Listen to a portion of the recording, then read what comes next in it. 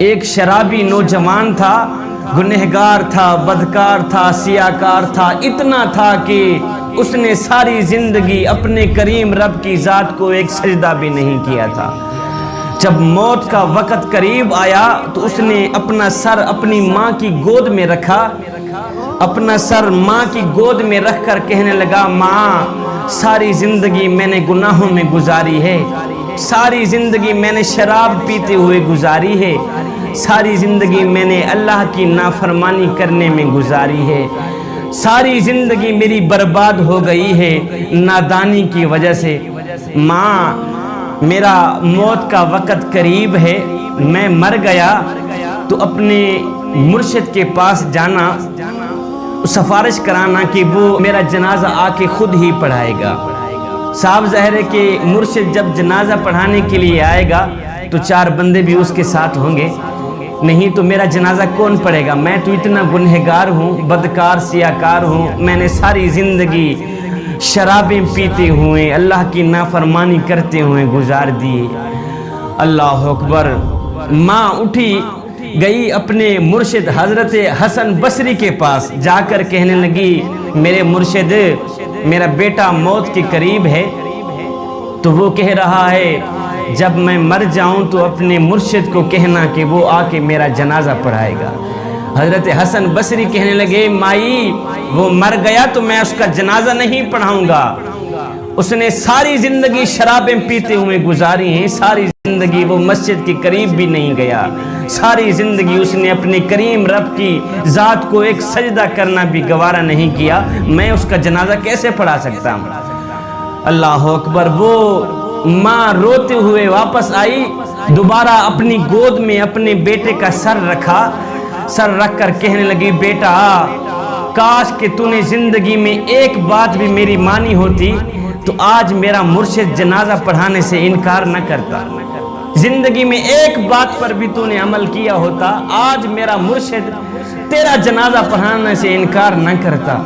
میرا مرشد کہتا ہے کہ اس نے ساری زندگی اللہ کی نافرمانی میں گزاری ہے، شرابیں پیتے ہوئے گزاری ہے، میں اس کا جنازہ نہیں پڑھاتا۔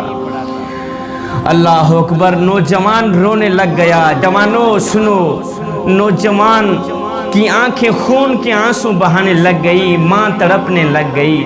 نوجوان نے کہا، اماں جی ایک بات تو بتائیں۔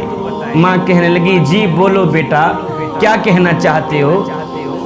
نوجوان نے کہا، ماں مجھے اتنا بتا دے کہ میرے گناہ زیادہ ہیں یا میرے کریم رب کی رحمت زیادہ ہے؟ میرے گناہ زیادہ ہیں، میری بدکاریاں زیادہ ہیں، یا اس کریم رب کی رحمت زیادہ ہے؟ ماں خاموش رہی، ماں نے کوئی جواب نہ دیا۔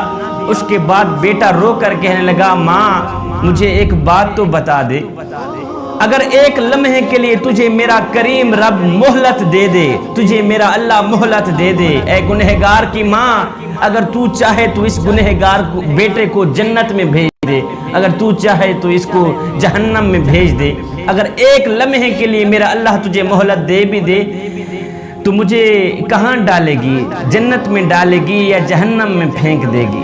ماں فوراً بولی، نہیں بیٹے، اگر مجھے ایک لمحے کے لیے بھی میرا اللہ مہلت دے دے تو میں تجھے جنت کا دروازہ کھول کے اندر ڈال دوں گی، جنت میں ہی بھیج دوں گی، فوراً بھیج دوں گی۔ نوجوان تڑپ کر کہنے لگا، اماں جی جو خدا 70 ماؤں سے بھی زیادہ محبت کرنے والا ہے وہ مجھے جہنم میں کیسے ڈال سکتا ہے؟ تو ایک ماں جتنا پیار کرتی ہے، وہ میرا کریم رب 70 ماؤں سے بھی زیادہ محبت کرتا ہے مجھ سے، وہ مجھے جہنم میں کیسے ڈالے گا؟ یہ کہتے ہوئے خشیت الہی میں آ کر آنکھوں سے آنسو بہاتے ہوئے، آنکھوں سے نیر بہاتے ہوئے نوجوان کی روح پرواز کر گئی۔ ادھر ماں رو رہی تھی، دوسرا کوئی رونے والا نہیں تھا بیٹے کو، ادھر کسی نے دروازے پہ آ کے دستک دی۔ ماں نے جب دروازہ کھولا تو سامنے مرشد کریم نظر آئے، حضرت حسن بصری نظر آئے۔ محترمہ کہنے لگی، مرشد کریم آپ نے تو مجھے جواب دیا تھا، آپ کیسے آ گئے؟ آپ کو کیسے پتہ چلا کہ میرا بیٹا فوت ہو گیا ہے؟ مرشد کریم کہنے لگے، محترمہ جی جب تو میرے پاس آئی تھی اس وقت میں سونے لگا تھا، میری آنکھ لگی، خواب میں کسی کہنے والے نے کہا، او میاں تو سویا ہوا ہے اور میرے یار کا جنازہ کون پڑھائے گا؟ حسن بصری تو یہاں پہ سویا ہوا ہے، ادھر میرا یار مرا ہوا ہے، میرا دوست مرا ہوا ہے، جا میرے دوست کا جنازہ پڑھا کیا۔ ہے ادھر ندامت کے دو آنسو بہے تھے، ادھر ندامت اور شرمندگی خشیت الہی میں آ کر آنکھوں سے دو آنسو بہے تھے، ادھر بخشش کا فیصلہ ہو گیا تھا، ادھر مغفرت کا فیصلہ ہو گیا تھا، ایک آنسو کی مار تھی، سارے کے سارے گناہ معاف کر دیے گئے۔ نوجوانو، کریم رب کی چوکھٹ پہ آ گیا کرو، اپنا سر جھکا دیا کرو، خشیت الہی میں آ کر ایک آنسو بھی بہا دیا کرو۔